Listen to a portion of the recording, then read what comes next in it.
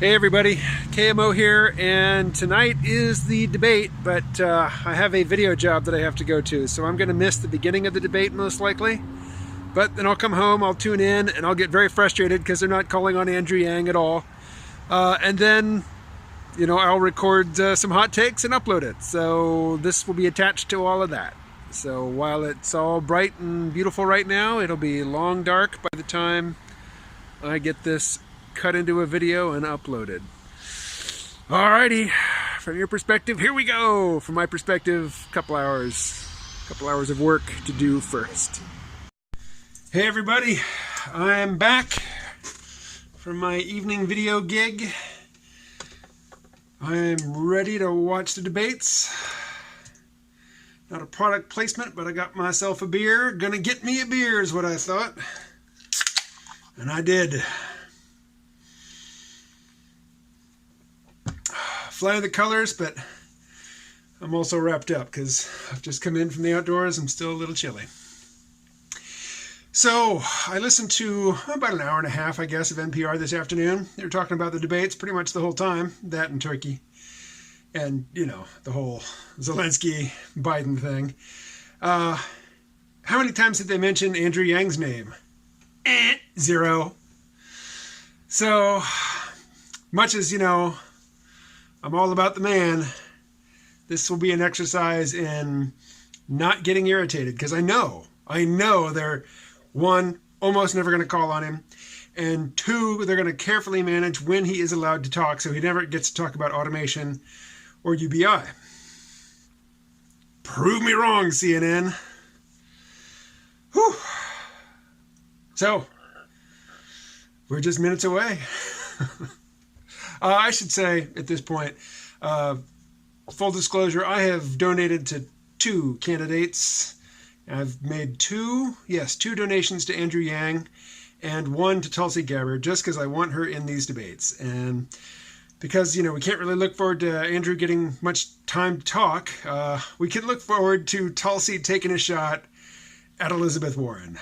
I'm pretty sure she will, and everybody else will be gunning for Joe Biden, who really just needs to see the writing on the wall. It ain't happening for Joe. All right. Hey, everybody.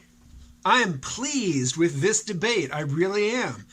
This has been the best one so far in terms of focusing on issues of substance. I know they started with impeachment, but the fact that they started with impeachment gave everybody a chance to bloviate and to pander. And Tulsi and Andrew Yang both took that opportunity to say, look, Donald Trump really did win in 2016. Impeachment is not going to change that. And impeachment is not going to erase all of the real issues that led to Donald Trump winning in 2016. Yes. And then the CNN moderators went to the economy. Well, actually, then they went to healthcare, and then they went to the economy, and they addressed the economy from the get-go, talking about automation. Multiple candidates, not just Andrew Yang and not just Joe Biden. Props to Joe Biden. He's been talking about the fourth industrial revolution for a few years now. More than just those two candidates have uttered that phrase on stage. You know who's been locked out? I mean, normally I'm complaining because Andrew Yang doesn't get enough time to talk. Given where he ranks in terms of polling and money raised and whatnot, I think he's gotten about as much time as he warrants. I've loved every minute of it, every second of it, I should say, because there haven't been that many minutes. And I think he's done well. Tulsi has been locked out. And Steyer, I can't even remember his first name, Tom Steyer. He actually had a short bit, a soundbite basically, that was really pretty good.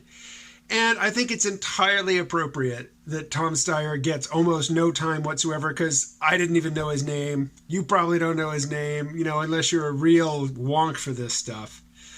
But what I've really, really, really enjoyed about this is that CNN puts the question that has been asked of the candidate on screen, so that when they are not answering it, Elizabeth Warren, It is devastatingly obvious. I don't think the candidates understand this. Also, props to CNN for going a solid hour before the first commercial break. Good on you. You know, I'm not a big Anderson Cooper fan. To me, he is all pretty boy style over substance, but I think he's done a pretty good job as the head moderator. I don't know the names of the other moderators, but I've enjoyed all of their contributions. I think they've been on point. I think they have been doing a good job of avoiding pitching the absolute softballs to the front runners and ignoring everybody else, which has happened in every other debate. I'm actually quite pleased with this. Let me look at my notes. Ah, yes. We got federal jobs guarantee versus UBI. Bernie and Andrew Yang split screen, head to head. Bang! Excellent. Loved it. Speaking of the split screen, I loved seeing Elizabeth Warren and Andrew Yang on the split screen. And I don't know the woman's name. She's dressed all in white. And she basically put it to Elizabeth Warren. Hey, look, you said this whole automation thing is a pretty story, but it's not real. Defend that. And, you know, there's the question on screen. And Elizabeth Warren went off on some tangent and did not address it. But because the question was framed in such a way that she was supposed to be responding to Andrew Yang, the two of them were on screen, split screen.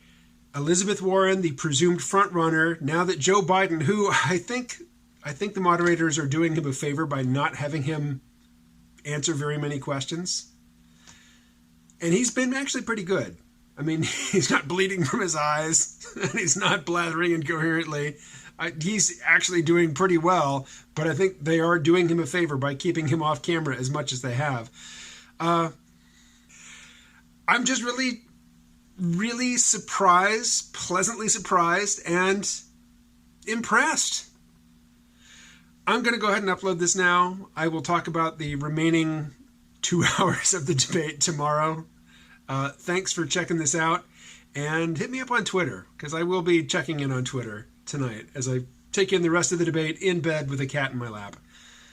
Talk to you tomorrow.